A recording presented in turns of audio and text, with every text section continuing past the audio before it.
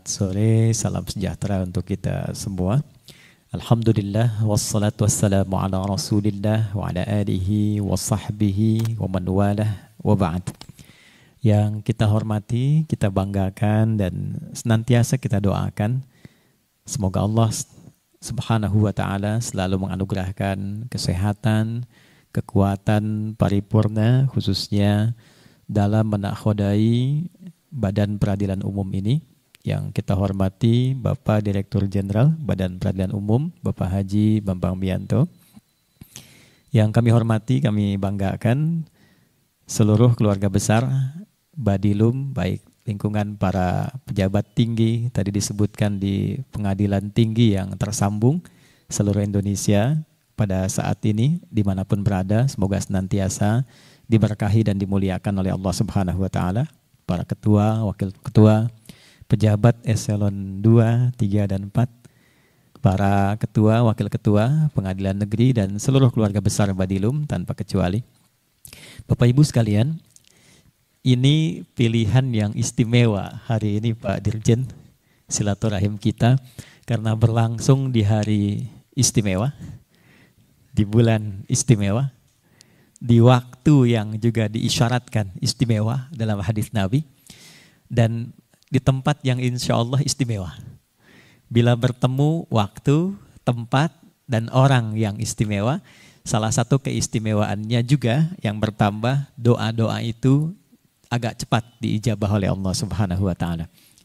Nah, ini tidak cukup dengan amin ya, kita cek dulu gitu ya, supaya syarat-syaratnya terpenuhi. Maka hari ini hari Jumat Sayyidul Ayyam, dalam catatan sejarah kita di umat Islam, Jumat disebut hari yang istimewa, bukan sekedar namanya, tapi ada perjalanan historis yang membawa satu turunan makna yang secara filosofis ini memandu dan mengangkat kita menuju satu derajat keutamaan sebagai suatu umat yang baik. Saya ingin cerita sejenak Pak Dirjen dan Bapak Ibu sekalian untuk mengantarkan nanti pada inti dan makna pertemuan kita pada hari ini.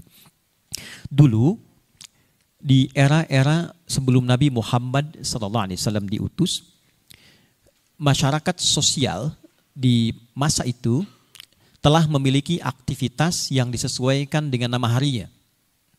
Jadi mereka memberikan nama pada hari berkegiatan itu berdasar hitungan angka, dan di situ pula kemudian mereka mengisi aktivitasnya dan menata kegiatannya. Hari pertama mereka sebut dengan nama Ahad, ya, dari kata wahid, al-ahad, hari yang pertama. Hari kedua mereka sebut dengan nama al-isnain.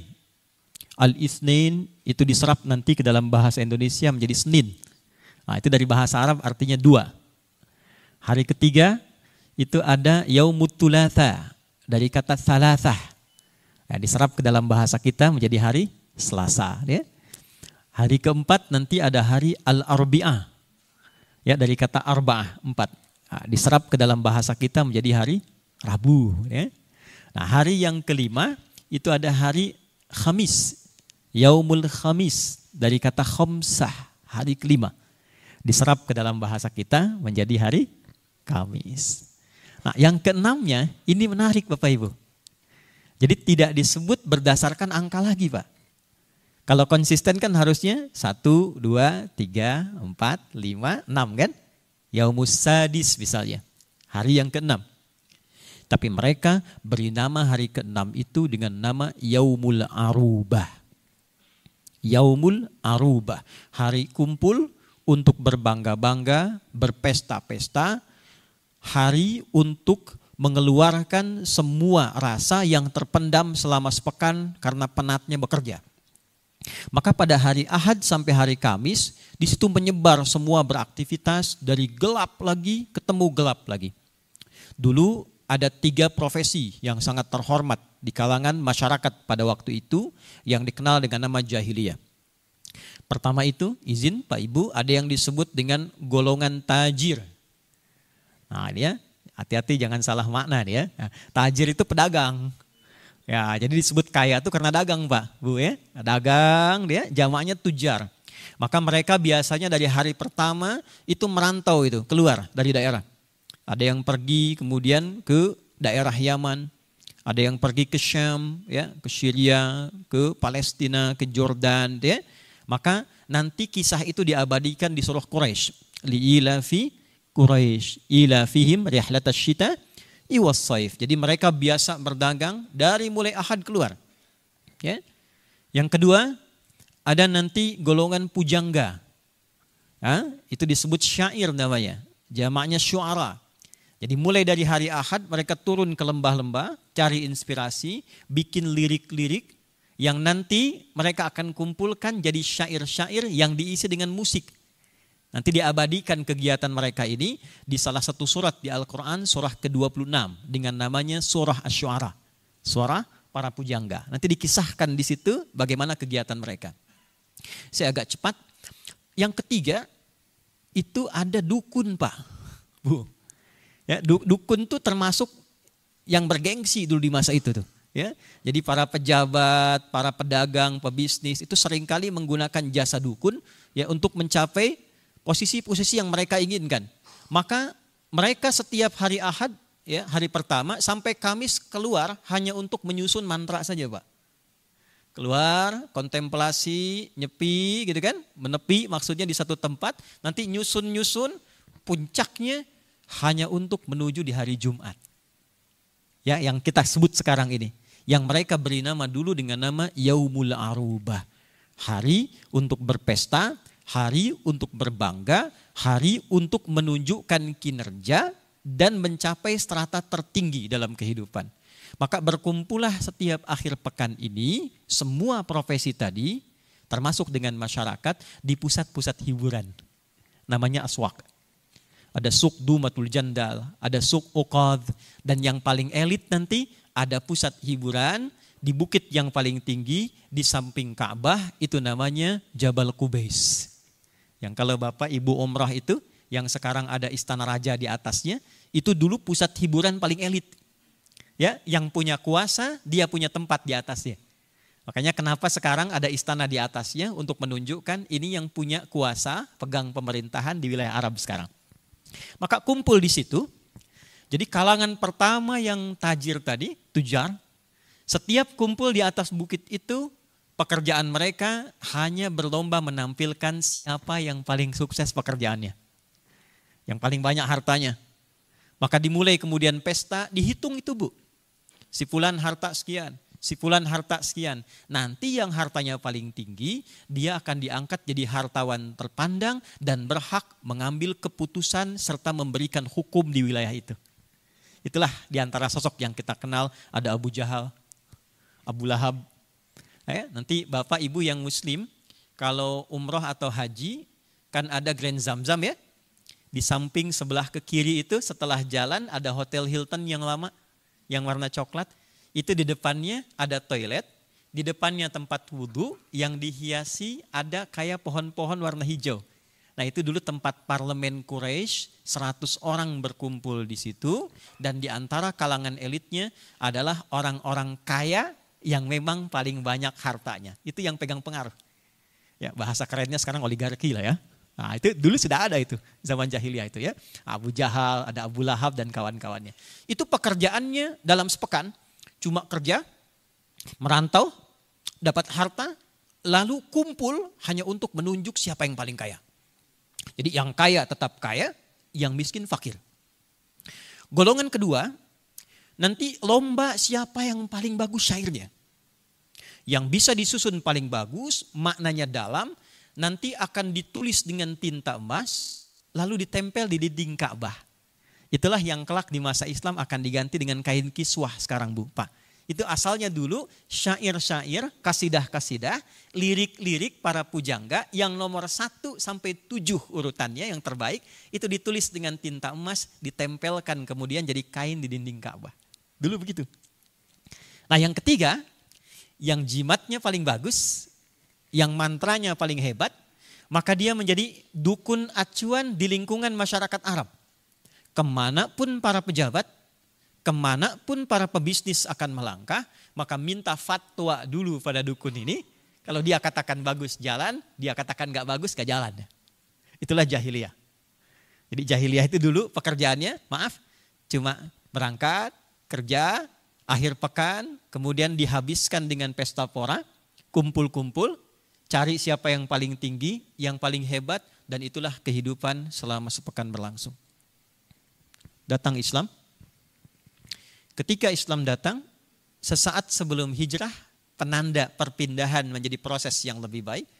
Ini izin saya tekankan ya. Jadi hijrah itu bukan masuk pada golongan tertentu. Ya, tidak harus menuntut pindah syarat tempat, tidak. Hijrah itu berpindah keadaan dari kondisi yang kurang baik menjadi lebih baik. Nah, jadi kalau Bapak Ibu di lingkungan Badilum, dimanapun jangkauannya, ingin merubah karakter menjadi lebih baik, lebih berintegritas, lebih berintelektual, lebih kuat fisiknya untuk melayani, nah itu prosesnya disebut dengan hijrah. Ya, tidak harus menuntut pindah tempat. Dulu Nabi hijrah dari Mekah ke Madinah itu karena ketika menampilkan yang terbaik di Mekah kurang bisa diterima. Akhirnya berpindahlah ke satu tempat yang kira-kira kondusif untuk menampilkan nilai-nilai kebaikan. Nah, secara singkat, saat akan berpindah dari Mekah menuju Madinah itu, maka turunlah satu ayat yang merubah hari yang ke-6 itu dengan namanya, dengan pesannya, dan seluruh makna filosofinya. Maka turunlah Quran surah ke-62 di ayat 9 sampai dengan ayat ke-11 yang isinya sampai sekarang kita praktekkan dan namanya kita cantumkan dalam kalender kita sekarang. Ya ayyuhalladzina amanu. Hei semua yang telah menyatakan diri beriman kepada Allah dan meyakini dengan keyakinannya tanpa paksaan. Nah, ini awas ya. Ini yang indah dalam Al-Quran itu, tak boleh memaksa orang untuk bahkan bisa mengenal, bahkan bisa memeluk Islam. La ikraha fid din, lakum dinukum waliyadin. Makanya bahasa Qurannya indah. Hei orang-orang yang dengan kesadaran tinggi tanpa terpaksa engkau yakin dengan Allah, sehingga dengan itu engkau memeluk Islam. Idza nudiya lis-sholati mi yaumil jum'ah. Maka buktikan kebenaran imanmu itu, buktikan engkau berislam itu, salah satunya, perhatikan kalimatnya. Idza nudiya lis-sholati mi yaumil jum'ah. Hal pertama yang Allah berikan sebagai informasi penting, mengganti hari Arubah menjadi hari Jumat. Ini sebelum sholatnya nih Pak, Ibu ya. Ya, orang kalau disebutkan hari Jumat, sekarang yang viralnya itu, yang kuat ya, yang jadi perhatian itu sholatnya. Padahal yang pertama terjadi itu perubahan namanya. Nanti saya masuk ke esensi sholatnya itu ya. Nah, kata Allah, bagi orang Islam itu setelah dia beriman, mesti memberikan keteladanan bagi orang-orang sekitarnya, menjadi pribadi yang lebih baik, termasuk dalam hal beraktivitas. Ketika orang-orang yang belum beriman itu di lingkungan dulu ya, kelihatannya arubah. Jadi tiap hari hanya kerja, capek, berangkat gelap, pulang gelap. Tapi hasil pekerjaannya hanya untuk kemudian disalurkan dalam bentuk pesta-pesta. Akhir pekan hanya pesta, kan? Akhir pekan hanya kumpul-kumpul. Karena dulu belum ada media sosial ya Bu, Pak. Jadi belum sempat bikin status itu. Ya. Jadi siapa yang paling hebat, paling tinggi. Nah, tiap hari begitu saja. Jadi maknanya tidak lahir. Jadi yang fakir tetap fakir, yang kaya tetap terangkat. Kata Allah, orang yang sudah beriman, dia merubah karakter dirinya dengan sifat-sifat Jumat. Nah, pertanyaannya apa itu Jumat? Bapak Ibu, Jumat itu asalnya dari kata al-jama', kemudian mendapatkan sifat tambahan tak di ujungnya. Jama' itu punya 3 arti. Al-jam'u itu punya 3 arti. 1, datang berkumpul. 2, saling mengenal di antara yang kumpul. 3, saling mengisi, membantu, saling berintegrasi dalam kebaikan di antara yang berkumpul itu. Jadi seakan Allah ingin mengatakan begini, ya. Orang Islam tidak dilarang kumpul, silahkan kumpul. Seperti yang lain-lain juga kumpul. Tapi kumpulnya orang Islam itu mesti memiliki nilai. Kumpulnya orang beriman mesti menjadi teladan. Jadi jika orang lain kumpul hanya untuk menampilkan siapa yang paling hebat, siapa yang paling kaya, siapa yang paling pintar, orang Islam tidak begitu. Bahkan kumpulnya pun ketika kumpul tidak diawali dengan sekedar berkumpul, tapi dia awali dengan saling mengenal di antara yang kumpul itu. Spiritnya begini Bu, Pak. Ketika ayat itu turun, Nabi langsung terapkan itu bahkan di lingkungan tempat beliau beraktivitas di masjid, Pak Dirjen. Tidak pernah setelah peristiwa itu orang yang hadir ke masjid Nabi kecuali Nabi tahu siapa yang datang. Sampai posisinya Pak. Nabi itu sampai hafal Bu, siapa yang paling kanan pojok gitu. Ya, posisi tengah di masjid. Kiri pojok siapa. Dan itu ternyata Bapak Ibu dipraktekkan oleh seluruh sahabat-sahabat Nabi, masyarakat-masyarakat waktu itu yang mereka aktif di masjid. Tidak ada satupun orang datang ke masjid kecuali kenal satu dengan yang lainnya. Dan hebatnya mereka tahu apa keperluan orang-orang yang datang. Jadi nggak ada orang datang yang haus kecuali kalau pulang hilang hausnya. Tidak ada orang yang sakit kecuali kalau pulang itu dapat solusi dari penyakitnya. Setiap orang datang, bahkan tidak hanya waktu Jumat, datang ke masjid apapun keperluannya, tidak pernah kembali dari masjid kecuali tuntas persoalannya. Itulah jamaah. Itulah Jumat. Nah, jadi kalau suasana itu kita ingin tarik ke dalam kantor Badilum. Turunannya di setiap wilayah di Indonesia. Bagaimanapun keadaannya. Di kantor ini misalnya, ambil spirit Jumat. Datang. Coba tanya, selama bertugas di tempat ini, pernahkah kita mengenal dengan baik orang-orang yang berada di lingkungan kita? Atau selama ini hanya memosisikan sesuai dengan posisinya masing-masing. Yang pejabat dengan jabatannya, ya kan? Yang bertugas dengan jabatan tertentu, dengan keadaannya. Maka spirit Jumat mengajarkan kita dimanapun kita berada, dimanapun kita berinteraksi, hal pertama yang didorong oleh Al-Quran spiritnya, kalau ingin sukses, kita mesti dituntut berkolaborasi di setiap tempat yang kita berada dan diawali dengan saling mengenal satu di antaranya. Bapak Ibu sekalian, maaf, kalau masuk masjid itu biasanya ada salat sunnah namanya apa tuh? Tahiyatul masjid kan? Tapi orang lupa sejarah tahiyatul masjid itu. Asalnya bukan salatnya Pak. Asalnya ada orang namanya Sulek dari Gotofan. Sulek ini datang ke masjid Nabi. Beliau orang luar, bukan orang Madinah.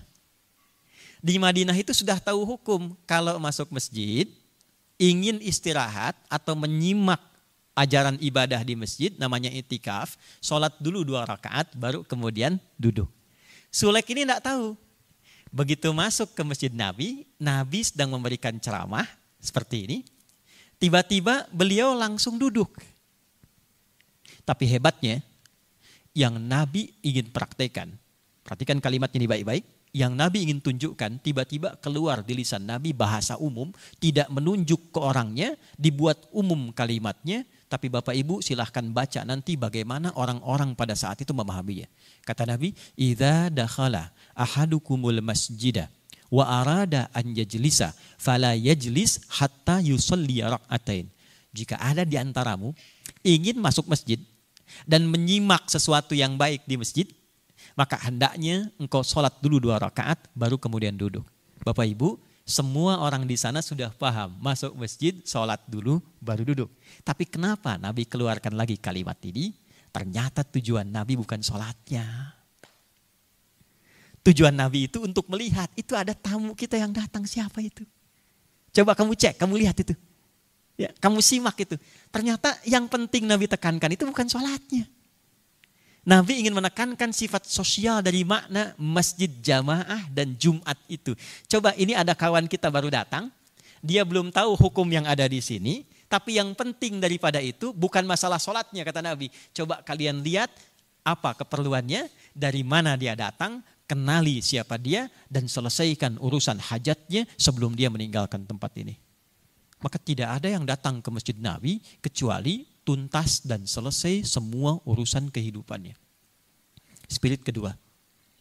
Bisakah kita ambil itu dengan makna Jumat? Walaupun tidak harus Jumat ya Bu, Pak. Percikannya kan kita bisa terapkan di hari-hari lain. Setiap orang datang ke Badilum. ke gedung ini dengan segala keperluannya. Berapa yang sudah kita praktekkan dari makna Jumat ini dalam kehidupan kita? Yang datang punya urusan, selesai. Yang datang punya keperluan, selesai. Yang datang ingin konsultasi, selesai. Dan tadi dibuka oleh Pak Dirjen, Masya Allah. Sekarang teknologinya sudah berkembang, ya. Teknologinya sudah bagus. Yang punya urusan di timur, tinggal disambungkan ke sini dengan teknologinya, menghadap via Zoom, menghadap via online, selesai. Itulah Jumat. Itulah Jumat. Jadi bagi orang Islam, bagi orang yang beriman, itu seluruh ajaran dalam agamanya, Bapak Ibu sekalian, bukan hanya sekedar bacaan, bukan hanya sekedar gerakan, tapi semua bahkan nama yang melekat di dalamnya, itu ada maknanya. Yang kalau kita praktekkan dalam keseharian, apapun itu, pasti pada akhirnya ada kesuksesan dan kebahagiaan yang kita raih di setiap lini kehidupan yang kita praktekkan. Nah ini yang saya ingin berikan pengantarnya dulu dalam spirit Jumat. Kenapa sepekan sekali kita dikumpulkan ke masjid untuk yang laki-laki? Untuk para ibu berkumpul di tempat masing-masing di waktu asar menjelang maghrib. Ini kebiasaan Sayyidah Aisyah. Untuk mengevaluasi perjalanan hidup dalam sepekan itu. Jangan-jangan selama ini hanya kerja, berangkat gelap, pulang gelap. Tapi tidak ada makna tinggi yang dihasilkan di balik itu. Kita hanya hitung-hitung. Menghitung potensi jabatan, menghitung potensi berapa yang dikumpulkan, menghitung potensi apa yang bisa kita raih, ya, tanpa kita nikmati apa yang telah kita dapati. Maka setiap pekan dikumpulkanlah di Jumat itu untuk mengembalikan visi dan misi kehidupan kita supaya berjalan dengan lebih baik dan istimewa. Nah itulah Jumat. Maka berbahagialah hari ini kita ada di waktu Jumat dan bersamaan waktunya dengan Ramadan. Saya bacakan hadis relasi antara Jumat dengan Ramadan dan nanti kita akhiri dengan doa untuk menjawab harapan kita di muqaddimah tadi. Kenapa saya katakan kumpul orang baik di hari yang baik, di bulan yang baik, di tempat yang baik dan berpotensi mengabulkan doa-doa yang terbaik, maka nanti akan terjawab di akhir uraian yang insya Allah kita akan bahas bersama. Bapak Ibu sekalian, Nabi pernah menyampaikan sesuai dengan tema kita nanti, as-salawatu ila salawat wal jumu'atu ila jumu'ah wa ramadan ila ramadan kafaratun lima bainahunna. Salat satu ke salat yang lain. Periode Jumat ke Jumat yang lain. Ramadan bertemu dengan Ramadan lagi. Itu adalah momentum, perhatikan kalimatnya, momentum bagi setiap muslim, insan beriman untuk menata hidupnya agar menjadi pribadi yang semakin baik. Sehingga menggugurkan sifat-sifat kurang serta potensi salah dan dosa yang mungkin pernah dikerjakan. Ini agak menarik Bapak Ibu, kalau boleh sedikit saya berdiri untuk menguatkan pesan dan maknanya, izin Pak Dirjen. Jadi ada petunjuk dalam hadis, ternyata sholat itu agendanya dari satu sholat ke sholat lain. Di antara hikmah terbesarnya itu ada yang sangat indah Bapak Ibu sekalian, yaitu membuat kita pelaku sholat khususnya itu semakin tertata lebih baik. Semakin menjadi pribadi yang lebih mulia dibandingkan dengan sebelumnya. Jadi kalau begini misalnya, maaf ya, tadi barusan sholat duhur kan, kemudian ke asar ya. Nah orang Islam itu idealnya kalau sudah masuk asar dan dia sholat itu mengantarkan dia menjadi lebih baik dari saat duhur. Dari segala aspek. Jadi kalau ada orang sholat duhur misalnya, kemudian asar, nah di asar itu keadaan dia lebih baik dibandingkan dengan duhur. Di semua aspeknya. Kalau aspek fisikal misalnya, tuturnya lebih baik. Kalau memandangnya lebih baik. Kalau bekerjanya lebih baik. Ya. Jadi kalau ada misalnya di duhur semangat, pas asarnya banyak tidur, nah ini dipertanyakan kualitas sholatnya. Ya, karena seharusnya antara sholat ke satu dan ke yang lainnya itu semakin semangat, semakin bagus. Ya, cukup menarik nih Pak, Bu. Kemudian secara intelektual juga berkembang. Tidak ada dulu orang yang menunaikan sholat satu ke yang lainnya, kecuali setelah dia menunaikan sholat bertambah tingkat kekuatan intelektualitasnya Pak. Dulu para ulama kita, cendekiawan kita, Bapak boleh tengok juga tokoh-tokoh kita di masa lalu, tarik ke Indonesia saja. Itu dulu Pak, Ibu, kalau ingin mendapatkan novelty, satu kebaruan tertentu, bahkan ingin merumuskan satu hukum misalnya, bahkan ingin mengambil satu putusan, itu sholat Pak. Silakan Bapak Ibu boleh cek. Ya, tokoh-tokoh teladan kita itu, kalau ingin memutuskan satu hal yang rumit itu, ya, itu sholat Pak. Ya, jadi sesungguhnya ketika menunaikan sholat itu bertambah kadar kebaikannya. Itu kata Nabi, as-sholawatu ila sholawat. Sekarang pertanyaannya, apakah setiap orang yang sholat itu benar-benar mendapatkan manfaat sholat seperti yang disebutkan tadi? Kan? Benar gak ada orang sholat jadi lebih baik? Inna sholata tanha anil fahsya wal munkar. Betul gak setiap orang sholat itu tercegah dari potensi-potensi buruk? Kan cuma 2 potensi buruk itu. Kalau bukan fahsya, dari syahwat, ya, maaf, kata-kata jorok, kotor, pornografi, porno aksi, LGBT, perzinaan, zina sampai kaget tuh di belakang dia. Nah, itu fahsya itu. Nah, itu fahsya, nggak apa-apa Pak, santai aja ini. Nah, yang kedua mungkar itu. Ya, mungkar itu perkara yang diingkari hati, nafsu perut dan akal. Maaf ya, mencuri, merampok, korupsi, menipu, bikin hoax, saling bertikai, membunuh dan sebagainya, itu mungkar. Sekarang kita cek ya, mungkin Bapak Ibu yang tahu kasusnya itu. Dari sekian jejak kasus yang Bapak Ibu tangani, orang-orang bermasalah. Saya tanya itu, mereka sholat gak itu? Hah? Yang muslim itu. Yang unik kadang kalau pas masuk mahkamah pakai peci malah kan? Hah? Perempuannya pakai jilbab gitu kan? Biasanya gak pakai peci sekarang. Ya, biasa gak pegang tasbih gitu kan? Ya. Menariknya, orang-orang yang seringkali terlibat masalah, ternyata kalau dilihat juga kesehariannya, ya kita lihat ada yang menunaikan sholat. Lalu masalahnya di mana? Sederhana, Al-Quran sudah menganalisis ini sejak awal perintah sholat diturunkan. Ya, perhatikan kalimatnya, boleh jadi yang menunaikan sholat itu tidak serius, tidak sungguh-sungguh dalam menunaikannya, di antara pesan kesungguhan itu bahkan tidak mengetahui, tidak paham apa yang dikerjakan dan dilakukan dalam sholatnya. Coba saya tanya sebentar aja kita yang sekarang menunaikan sholatnya, kalau urusan pahala ditunaikan dari awal sampai akhir benar, itu pahala dapat. Tapi kalau kita ingin mendapatkan manfaat sholat dalam kehidupan kita dalam konteks di dunia ini, pesan-pesan moralnya, maka pemahaman terhadap apa yang kita kerjakan dan kita bacakan itulah yang mengantarkan kita pada kondisi yang lebih baik ketika kita mampu mengamalkan itu. Tanyakan pada diri kita masing-masing. Dari sekian bacaan sholat yang kita kerjakan, berapa persen yang diketahui? Dari sekian gerakan sholat yang kita lakukan, berapa persen dipahami? Ternyata semua bacaan, bahkan nama-nama waktu sholat, itu ada maknanya Pak, Ibu. Termasuk gerakan ini. Dari mulai takbir, saya yakin betul Pak, kalau orang benar takbirnya baru begini, itu tidak akan pernah berbuat maksiat. Tidak akan berbuat maksiat. Abu Bakar As-Siddiq itu baru takbir, itu sudah menangis beliau. Sudah menangis. Saking takutnya bertakbir, tapi lisannya tidak sama dengan suasana hatinya. Allahu Akbar, katanya mengatakan Allah yang maha besar. Tapi aku takut sebelum sholat pernah merasa besar pada orang lain. Pernah merasa hebat dibanding orang lain. Pernah merasa lebih tinggi dibanding orang. Lebih pintar dibanding orang lain. Sampai beliau menangis, itu baru takbir Pak.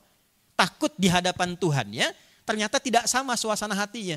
Antara yang diucapkan dengan perilaku itu tidak serupa. Saking takutnya beliau menangis. Padahal rekam jejaknya, itu terekam dalam kehidupan pada masa itu. Orang yang paling baik setelah Nabi SAW. Tuturnya selalu jujur, orangnya dermawan, suka berbagi. Anda bayangkan, saking pahamnya saat takbir, itu sampai menangis karena takut antara kata-kata dan perilakunya, itu tidak serupa. Sholat. Subuh, kenapa disebut subuh? Dari kata asbah, sesuatu yang terencana dengan baik dan terukur. Jadi kita baru bangun itu, Kenapa diminta sholat subuh? Salah satu pesannya, orang Islam itu kalau bangun dari tidurnya, silahkan susun agenda yang terencana, yang terukur, aktivitas yang rapi, sehingga dia mengerti kegiatan-kegiatan apa yang akan dia kerjakan di hari itu. Itulah yang kita bawa dalam sholat, maka saat sujud kita minta, ya Allah mudahkan agenda saya, lancarkan kegiatan saya, berikan saya perlindungan dalam kegiatan yang akan saya kerjakan. Itu subuh, Pak. Makanya bahasa Qur'annya inna Qur'an al-fajri kana masyhuda. Kalau engkau datang sholat subuh, bawa agenda kehidupanmu itu. Minta kemudahan di awal waktu sebelum kau lakukan. Itulah sholat. Dari sekian kita menunaikan sholat, berapa yang kita praktekkan. Nah, datanglah Jumat. Wal jumu'atu ilal jumu'ah. Kalau ini belum terevaluasi, maka duduklah di Jumat, dengarkan khatib berkhutbah. Mencas lagi kesungguhan kita ibadah. Maka datanglah kita ke masjid. Supaya mengingatkan lagi, jangan-jangan selama ini belum sadar tentang makna kehidupan. Makna sholat itu apa? Makna bersosial itu bagaimana? Nah, belum dapat juga, maka dikumpulkanlah, diakumulasikan pada satu waktu, jumlahnya selama sebulan, dan dikumpulkanlah semua latihan spiritual dan kebaikan di waktu itu. Ketemulah hadis yang terakhir, Ramadan ila Ramadan. Jadi kalau harian belum dapat, pekanan belum ketemu waktunya juga, maka kata Allah, ya ayyuhalladzina amanu. Tadi dibacakan ayatnya, hei semua yang sudah menyatakan beriman. Bapak Ibu boleh cek ya, sholat dibuka dengan kata iman. Jumat dibuka dengan kata iman. Ramadan dibuka dengan kata iman. Hei orang-orang yang masih yakin, punya keyakinan paripurna dalam dirinya, kutiba alaikumusiyam. Aku sekarang wajibkan bagi kalian menunaikan puasa. Perhatikan Bapak Ibu, ada as-siyam, ada as-saum, itu berbeda. As-siyam ya, bukan as-siyab tuh. Ya. Saum itu masih umum. Menahan umum saja. Mau tahan makan, tahan minum, tahan tawa, itu saum. Ya, Badilum mengadakan kontes saum, saya kan? Saum di sini tahan tawa misalnya kan? Nah, itu tahan untuk tidak bicara itu saum. Ya, tahan tidak bicara. Sayyidah Maryam, Bunda Maria itu begitu dimuliakan dalam Al-Quran sampai turun surah ke-19 dengan namanya, surah Maryam. Ya, surah Maria. Saking memuliakannya Al-Quran terhadap Bunda Maria, diberikan satu surah dengan namanya dan diberikan kisah yang menjamin kemuliaannya. Ketika beliau dituduh oleh masyarakat sekitaran, berperilaku yang tidak baik sampai melahirkan bayi, Quran datang dengan pembelaan dan mengatakan waquli, ya, Quran surah 19 ayat ke-26, katakan Maryam, inni nazartu lirrahmani sauma. Aku sedang puasa, biarkan bayinya yang bicara, aku enggak mau bicara. Apa puasanya? Falan ukallimal yauma insiya. Puasa tidak bicara hari itu. Jadi puasa dengan nama saum maknanya umum. Ibu pulang dari sini nggak mau bicara dulu sama suami, ya? Maka ibu katakan, saya saum. Saum apa? Nggak bicara sama papa. Kok itu bicara? Contoh. Itu saum. Ya. Tapi kalau sudah siam, saya akan sampai ke ujungnya. Siam disebutkan 9 kali dalam Al-Quran. Bukan hanya bermakna menahan, bukan hanya bermakna menahan lapar, haus, syahwat dari mulai terbit fajar sampai dengan datangnya maghrib, tapi makna siam, perhatikan kalimatnya baik-baik, adalah upaya untuk menaati Tuhan dalam rangka mendekat kembali kepadanya dengan mengerjakan semua ketentuan yang telah Allah tetapkan. Itulah siam. Jadi ketika Allah mengatakan kutiba alaikumusiyam, diartikan puasa, maknanya bukan sekedar kita dituntut tahan lapar, tahan haus dari terbit fajar sampai terbenam matahari. Tidak, Bu, Pak. Tapi di situ ada akumulasi ketaatan. Itulah sebabnya kenapa di bulan Ramadan ini semua potensi ketaatan kita meningkat walaupun tanpa diminta. Karena hubungannya langsung dengan Allah. Ya, Bapak Ibu ini silahkan masuk kamar kan tidak ada yang tahu kalau buka kan. Ya, tidak ada yang melarang kan. Karena hubungannya dengan Tuhan. Ya, saya mau wudhu dulu Pak, perbaiki wudhu ke belakang, kumur-kumur pakai sirup misalnya kan. Bisa saja terjadi kan.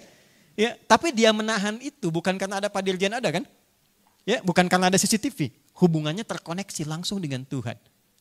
Nah, pertanyaan besarnya, apa sebetulnya yang ingin dilatih dari ibadah saum ini? Sehingga orang puasa kerjakan karena Allah. Dia bisa buka tapi dia tahan. Siapa yang minta Bapak Ibu tarawih? Padahal hukumnya sunnah kan? Tapi hebatnya bisa meningkat Pak. Ya, bisa meningkat saat Ramadan. Jangankan yang fardu, yang sunnah meningkat. Bapak Ibu keluar di lingkungan Badilum, masuk ke masjid-masjid musola, itu maghrib, kalangan ibu sudah kapling sejadah saf pertama. Tujuannya bukan untuk isya, untuk tarawih Bu. Tarawih loh. Padahal hukumnya sunnah. Siapa yang bisa meningkatkan nilai ketaatan seperti itu? Dan hebatnya, saat yang bersamaan itu maksiat bisa berkurang. Saya pernah dengar kisah ini Pak Dirjen, ada seorang pemarah. Suami pemarah Bu, mana aja marah itu. Dia puasa, sifat marahnya hilang. Jam 6 buka, jam 6 kurang seperempat diprovokasi oleh tetangga. Lewat provokasi, dia diam. Istrinya kaget. Papa tumben gak marah katanya. Suaminya bilang, ntar habis maghrib. Ntar habis maghrib. Ya. Tapi habis maghrib selesai hilang. Ya, minimal takut batal kan, takut hilang pahala puasanya. Poin besarnya apa? Ketika Ramadan ini tiba, akumulasi kesolehan kita yang tadinya harian, belum terevaluasi, dikumpulkan pekanan belum terevaluasi, dilatih pada momentum ini selama sebulan penuh, tujuannya hanya satu, melahirkan sikap ihsan. Saya ulangi, melahirkan sikap ihsan. Dan inilah puncak tertinggi level seorang hamba dalam berkehidupan. Jadi kalau Bapak Ibu buka hadis Muslim, nomor hadis ke-8, itu ada urutan Islam, orangnya Muslim, iman, orangnya mukmin, yang ketiga ihsan, orangnya muhsin. Tidak semua orang Islam itu punya level iman yang baik. Tidak semua orang iman itu punya level ihsan yang baik. Saya tutup, sekaligus nanti kita berdoa. Apa itu ihsan? Perhatikan kalimatnya, dan nanti kita coba terapkan ini dalam lingkup kehidupan di mahkamah kita. Anta budallaha ka'annaka tara. Fa illam takun tarahu fa innahu yara. Engkau menjadikan semua kinerjamu itu sebagai ibadah pengabdian terhadap Tuhanmu, sekalipun engkau belum mampu melihatnya. Tapi engkau meyakini dalam menunaikan tugasmu itu, Allah selalu mengawasimu. Puncak tertingginya Bu, Pak, puasa itu melatih supaya kita merasa punya Allah. Ini yang sekarang jarang dimiliki orang Islam saat ini. Puasa melatih kita untuk merasakan kita punya Allah. Jadi kalau sudah merasa punya Allah Pak, Ibu, masalah sebesar apapun karena kita merasa punya Tuhan, akan jadi kecil. Puncak orang kalau sedang punya masalah itu kan berdoa kan? Berdoa itu kan mengoneksikan diri kita dengan Allah kan, dengan Tuhan. Nah kalau kita sudah merasa punya Tuhan, selalu terkoneksi dengan Allah, itu semua persoalan apapun yang besar jadi kecil. Kasus seberat apapun jadi ringan. Nah puasa itu melatih kita supaya kita bertuhan, merasa punya Tuhan. Dan puncak tertinggi seseorang disifati punya Tuhan itu, ketika dia beraktivitas dimanapun, dia merasa diawasi oleh Tuhan. Jadi kalau sudah ini kita bawa dalam kehidupan, kita nggak akan berpengaruh CCTV diletakkan dimanapun. Bapak kerja di depan meja kantor, persis di depan mejanya ada CCTV, tidak akan berpengaruh selama Bapak merasa punya Tuhan. Selama Ibu merasa punya Allah. Kenapa? Karena sadar Tuhan mengawasi saya dan itu puncak pengawasan tertinggi. Kenapa ini penting Pak? Puasa penting dalam konteks ini pada nuansa kekinian. Karena sekarang eranya berubah, eranya terbuka. Era disrupsi, 15 abad yang lalu Nabi sudah ingatkan. Perhatikan kalimat ini. Yushiku alla taqumas sa'atu. Saya berikan terjemah bebas. Nanti akan terjadi perubahan era di kehidupan masyarakat. Hatta tadharal fitanu, menjelang ke ujung-ujung kehidupan, wa yakthural kadhibu, akan muncul perubahan era kehidupan di masyarakat. Maaf, nanti fitnahnya akan makin banyak. Manipulasinya makin banyak. Masalah di kehidupan masyarakat makin kompleks. Perhatikan kalimat ini. Tataqarabul aswaqu wa yataqarabuz zamanu. Akan terjadi percepatan digitalisasi sehingga segala hal mudah diakses, pasar mudah diakses, dan waktu terasa sedemikian singkat. Setahun seperti sebulan, sebulan seperti sepekan, sepekan seperti sehari, sehari seperti sekilatan. Ini nyata Bu, Pak, hadis sahih, bukan dikarang-karang. Di masa-masa seperti itu, semua keadaan serba terbuka, karena eranya terbuka. Semua serba merasa terpantau. Saya ceramah terpantau, semua orang bisa koreksi. Ketika saya menyampaikan ceramah, jangankan yang di sini, yang di Amerika memberikan pendapat. Yang di Inggris memberikan pandangan. Ya, ada yang memberikan koreksi, ada yang memberikan masukan, ada yang memberikan komentar. Semua eranya akan terbuka. Kiai, ustadz diamati. Tentara diamati. Polisi diamati. Hakim diamati. Semua serba terbuka. Jadi semua akhirnya serba pilihan Pak. Bapak mau bekerja yang baik akan diamati, bekerja buruk pun akan terlihat. Maka orang-orang yang terlatih dengan sifat ihsan, yang terbiasa diawasi oleh Tuhan, merasa dipantau oleh Allah, dia sudah akan kebal dengan pengawasan manusia karena merasa mendapatkan pengawasan dari puncak tertinggi. Jadi sebetulnya puasa itu mengantarkan kita pada posisi yang paling terhormat. Bukan hanya menyambungkan diri kita dengan pengawasan Tuhan, tapi mengangkat martabat kita dengan menghasilkan kinerja yang terbaik. Sekarang Bapak diawasi pimpinan aja jadi bagus kan? Ibu ya? Sekarang bagaimana orang yang merasa diawasi oleh Allah? Pasti akan keluar performa yang terbaiknya itu. Nah ternyata spiritnya apa? Ketika kita punya sifat ihsan, kita pasti akan memberikan yang terbaik yang kita miliki. Bapak Ibu saya, kita kalau lulus puasa ini, Anda ditempatkan dimanapun, Anda akan memberikan yang terbaik yang Anda miliki. Anda ditugaskan di pengadilan negeri A, Anda berikan yang terbaik yang Anda punya. Karena punya sifat ihsan. Anda diangkat jadi hakim tinggi, Anda berikan yang terbaik yang Anda punya. Kemampuan intelektualnya, kemampuan spiritualnya, kemampuan fisikalnya. Karena kita merasa punya sifat ihsan. Pertanyaannya, sampai hari ke-14 ini, dari sekian banyak ritual puasa yang telah kita lalui. Siangnya, malamnya, berapa dari episode perjalanan sampai hari ke-14 ini yang menghadirkan suasana kebatinan kita bahwa kita sudah terkoneksi dengan Allah dan sudah merasa punya Tuhan dan diawasi setiap tindakan dan perilaku kita. Itulah integritas tertinggi yang dimiliki seorang hamba yang diberi nama dengan integritas Rabbani. Anta'budallaha ka'annaka tarah fa illam takun tarahu fa innahu yarah. Jadi ihsan itu bukan hanya diartikan spiritual Pak, Ibu. Ya, tapi juga dia memiliki karakter kinerja. Bapak Ibu boleh cek deh ya, kesuksesan terbesar. Banyak fase dialami dulu di masa-masa hidup Nabi, itu rata-rata bulan Ramadan. Yuk di masa kita, kemerdekaan proklamasi berlangsung pada bulan apa? Ramadan. Ya, saya tidak ingin cocok logi ya. Wah ini mentang-mentang Ramadan dicocokkan itu. Bukan itu poinnya. Yang ingin saya katakan, dulu itu kan pada puasa Pak. Coba lihat di Rengas Dengklok itu. Ya, catatan orang-orang yang mendokumentasikan, sahurnya pakai apa. Itu masih sahur seadanya Pak. Dan dalam konteks menunggu sahur itu masih bisa bikin naskah proklamasi. Itu. Masih bisa merumuskan sesuatu untuk kemaslahatan negeri. Itu yang mau saya katakan. Jadi spirit puasa itu bukan menjadikan kita ya semakin pengen waktunya sebentar, semakin banyak mengamalkan amalan tidur, ya masuk kantor cari musola gitu kan. Hadis palsu yang diamalkan kan? Ya, syamus shaimi ibadatun ya, tidurnya orang puasa adalah ibadah. Hadis palsu itu. Ya, walaupun tidak salah, tapi puasa meningkatkan kinerja.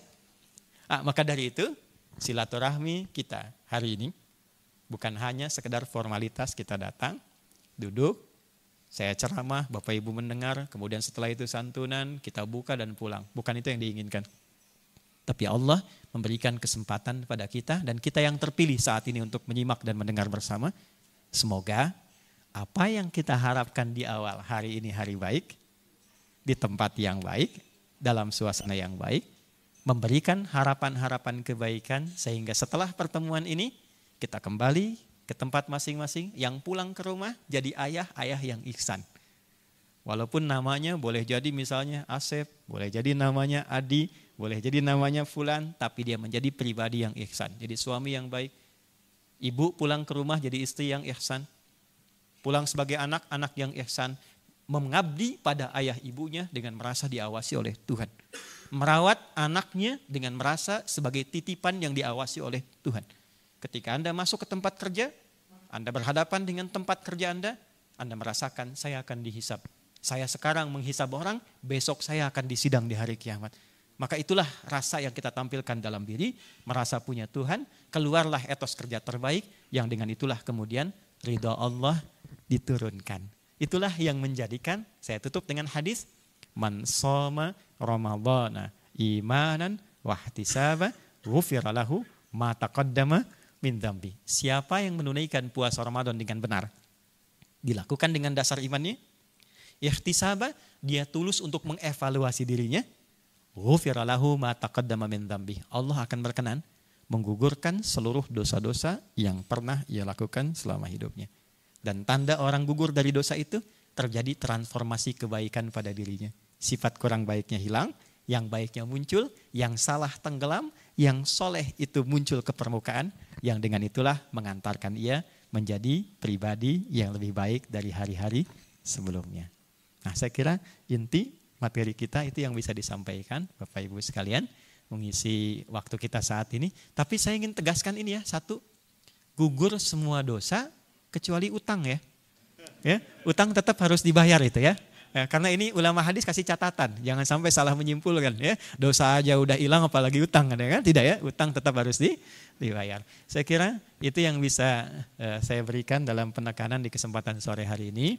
Kalau waktunya barangkali sudah dekat ke waktu-waktu agenda berikutnya, kita akan akhiri dengan doa. Mudah-mudahan dengan doa ini Allah mengabulkan keinginan-keinginan terdalam yang kita miliki. Nah, sebelum berdoa, saya ingin menyambung, karena biasa kalau saya ketemu Pak Badilum nih sahabat kami, saya selalu tanya, Pak, berapa musola yang sudah ada? Berapa kemudian teman-teman yang halakoh yang kumpul ya?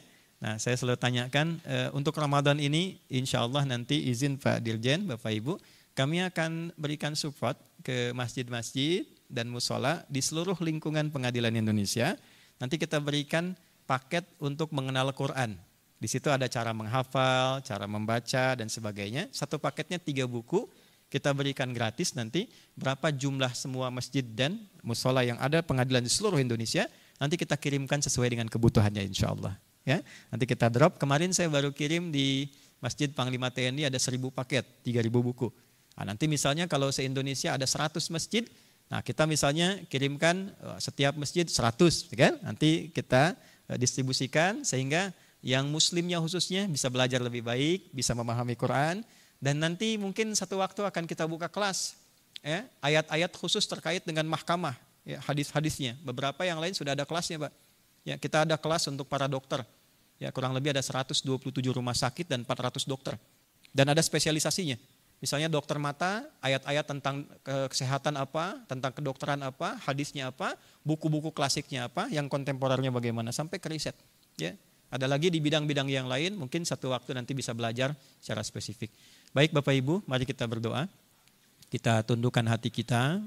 Ya, mudah-mudahan doa kita diterima dan dikabulkan oleh Allah Subhanahu wa taala. Allahumma taqabbal minna innaka antas sami'ul alim wa tub 'alaina innaka antat tawwabur rahim. Allahumma ya arhamar rahimin inna nas'aluka kullal khairat min ladunka ya arhamar rahimin. Ya Allah, di kesempatan yang baik ini kami memohon segenap kebaikan yang Engkau anugerahkan kepada hamba-hamba-Mu ya Allah, seperti Engkau berikan kepada orang-orang terbaik yang pernah berkehidupan. La tada' lana fi maqamina hadha wa fi kulli maqamin dhanban illa ghafarta. Ya Allah, jika yang hadir di tempat ini atau tersambung melalui acara ini memiliki dosa dalam hidupnya, maka mohon ampuni seluruh dosa-dosanya. Wala hamman illa farajtah.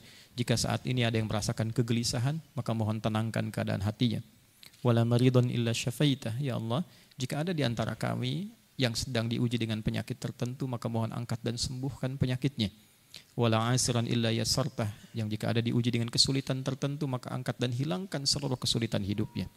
Allahumma barik hadzal makan wa kullul amakin al-muttasilah ya Allah bi barakati hadzal yaumul mubarak. Ya Allah, mohon berkahi tempat ini ya Allah, dan seluruh tempat yang tersambung dengan kami pada saat ini.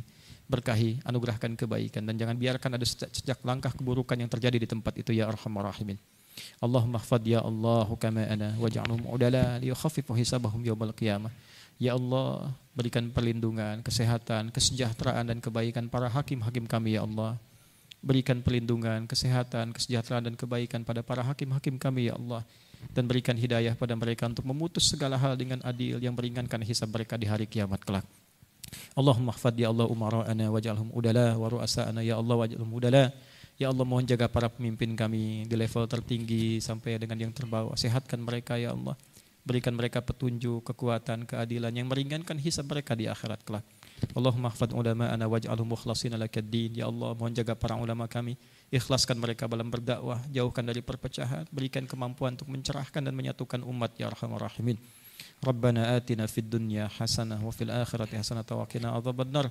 Taqabbal minna salawatana wa qiyamana wa ruku'ana wa sujudana wa siyamana wa takhashu'ana wa ta'abbudana wa tammim taksirana ya Allah ya arhamar rahimin.